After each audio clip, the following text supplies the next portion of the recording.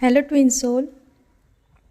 आज के एक वीडियो में एक मेजर सबकॉन्शियस माइंड के अंदर ब्लॉकेज जो ट्विन फ्लेम्स लेके चलते हैं और उस वो काफ़ी बड़ा रीज़न बन जाता है यूनियन मैनिफेस्ट ना होने का या फिर हील ना हो पाने का। और आई थिंक ये सिर्फ ट्विन सोल में नहीं, बहुत सारे सोल्स के अंदर होता है, जो कि मैंने खुद के अंदर फील किया है रिसेंटली। सो मुझे लगता है कि मैं शायद ये शेयर करूँ आपके साथ कि कई बार क्या होता है, हम ऐसे एनवायरनमेंट में ग्रोन अप होते हैं या फिर हमको ये बताया जाता है कि जहाँ पे बहुत ज़्यादा सच्चा प्यार है वो छूट जाता है या फिर वो अधूरा रह जाता है। मतलब too good to be true बोलते हैं हम जिसको इंग्लिश में, कि ऐसी चीज़ें एग्जिस्ट होती ही नहीं है। शादी मतलब कॉम्प्रोमाइज़ होता है, झगड़े होते हैं, एक दूसरे के लिए साथ निभाना बट आउट ऑफ ऑब्लिगेशन होता है। तो हमें कभी ऐसे किसी ने बताया नहीं है कि हाँ, ट्रू लव एग्जिस्ट और विदाउट पेन और विदाउट बहुत पेन के वो मिल सकता है। क्योंकि जब हम ट्रू लव के बारे में सोचते हैं, जस्ट एक आप खुद के साथ एक एक्सरसाइज करो कि आप ट्रू लव के बारे में सोचो और ट्रू लव वर्ड सुनने के बाद आपके दिमाग में क्या आता है। ठीक है, तो आपके दिमाग में जो भी कपल आता है या जो भी है, जिसे भगवान आ सकते हैं या कोई आपके रियल लाइफ किसी को जानते हो उसका एग्जाम्पल या किसी का सुना हुआ एग्जाम्पल आपको आता है, तो उस कपल के बारे में आपके सबसे पहले दिमाग में चीज़ क्या आती है। तो अगर आपके फॉर एग्जांपल किसी को ट्रू लव या फिर अनकंडीशनल डिवाइन लव या जो भी अनकंडीशनल लव बोलते हैं या ट्रू लव बोलते हैं, उसको सुनने के बाद आपके दिमाग में शायद राधा कृष्ण का चित्र आता होगा। तो आपके माइंड में ये बात सबसे पहले आती है कि उनकी शादी नहीं हो पाई, राधा रानी को बहुत पेन हुआ था या जो भी है।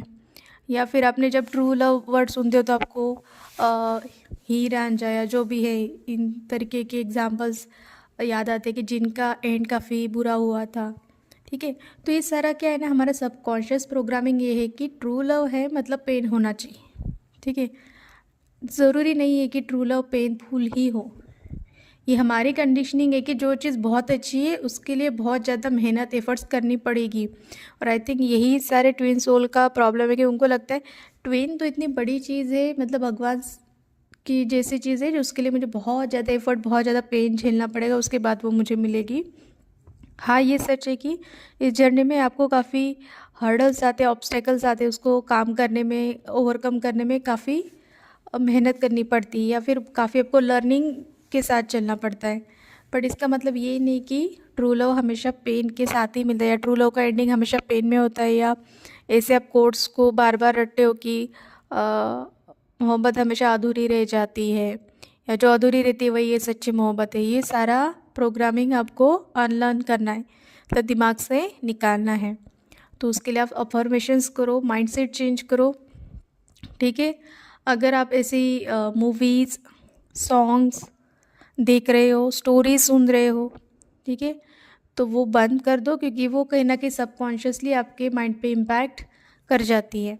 ठीक है, तो आपको मूवीज़ सॉन्ग्स वो सुनने की जहाँ पे आपको एफर्टलेस लव महसूस हो, क्योंकि love is effortless, love is very easy. हमारे अंदर हमने जो उसके अगेंस्ट वॉल बनाई हैं, बाउंड्रीज़ बनाए हैं, ठीक है, जो खुद हमने हर्डल्स बनाए हैं या सोसाइटी ने बताया और हमने वो खुद अपने ऊपर लगा दिए हैं, वो पेन देते हैं। प्यार कभी पेन नहीं दे सकता। जैसे कि कोई इंटरकास्ट मैरिज है, तो किसी ने तो भी कंडीशनिंग की ना हमारी कि दो कास्ट अलग होती है तो उनकी शादी में क्लेश होना चाहिए। ये हमारी प्रोग्रामिंग है।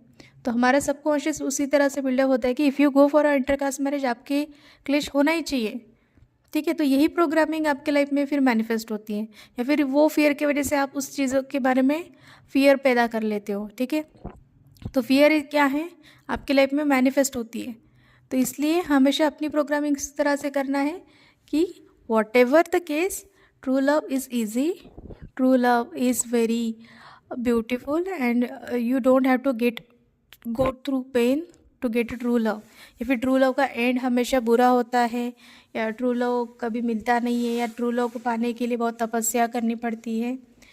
ये सारा माइंडसेट आपको क्लियर करना होगा। ये मेरे अंदर खुद मैंने ब्लॉकेज समझा है कि जब मैं ये सोचती हूँ कि शायद हम दोनों एक साथ होते या मेरा यूनियन हो जाता, तो मुझे वो बियॉन्ड इमेजिनेशन लगता है कि ये हकीकत में हो ही नहीं सकता, क्योंकि मेरे लिए वो too good to be true लगता है या फिर इम्पॉसिबल लगता है कि इतना सो मच लव इतना इजीली मिल सकता है, क्योंकि हमको मुश्किल वैसे चीज़ें मिलने की आदत पड़ जाती है। तो बहुत अच्छी चीज़ और इजीली मिल जाए या फिर मिल जाए, ये हमको डाइजेस्ट नहीं होता, तो हम खुद अपना पाथ ना डिफ़िकल्ट बनाते जाते कि इतना इजीली तो नहीं मिलेगा, तो मुझे शायद ये करना पड़ेगा, एफर्ट्स लेने पड़ेंगे, बहुत हीलिंग करना पड़ेगा। हीलिंग, सोल की हीलिंग जर्नी करना, ये हमारे खुद का सोल पाथ है, बट उसके लिए आपको ट्रू लव को ये मत टैग दो कि ट्रू लव हमेशा पेनफुल होता है या सच्ची मोहब्बत हमेशा अधूरी रहती है। सच्ची मोहब्बत पूरी होती है, ये अपने आप को आपको विश्वास दिलाना है। और ये जो कोर्स है, ये सारे सोसाइटल कंडीशनिंग के थ्रू बनाए गए हैं ताकि लोग ट्रू लव पे बिलीव ना करें, ठीक है। एक कार्मिक लाइफ जिए, ठीक है। शादी को एक कार्मिक की तरह देखा जाए, एक बर्डन की तरह देखा जाए, ये सोसाइटी का कंडीशनिंग है, ठीक है। क्योंकि आपके आजू बाजू में बहुत सारे 90% लोग तो शादी के लिए निगेटिव बोलते हुए आपको दिखेंगे, क्योंकि उनका कहना है कि ट्रू लव और शादी ये दोनों अलग अलग चीज़ें हैं, ठीक है। तो ये सारे माइंडसेट्स अगर आपके अंदर हैं तो वो आप क्लियर करो, क्योंकि ये काफ़ी हद तक कंट्रीब्यूट करते हैं आपका लाइफ में हर्डल्स पैदा करने के लिए। मतलब जो एग्जिस्टिंग होगी वो तो होगी, लेकिन आपका माइंडसेट एक एक्स्ट्रा ऑब्स्टिकल बना देता है आपकी जर्नी में, ठीक है। So you have to work on it. Okay, this is for today and I think ये सारे ब्लॉकेजेस है, इसको एक एक हील करके ही आप शायद अपने सोल जर्नी को आगे ले जा सकते हो, ठीक है। यूनियन तो आई थिंक एक कॉमा की तरह होता है और उसके आगे भी वो जर्नी चलती रहती है। तो हमेशा आप ये याद रखो कि that gaining that union is just one of the thing, but उसके बाद भी आपको सोल ग्रो करना है। तो सोल ग्रो की ग्रोथ तभी होती है जब आप ये कंडीशनिंग को अपने अंदर से हटाते हो, अपने माइंडसेट को ग्रो करते हो, ठीक है। This is all for today, thank you.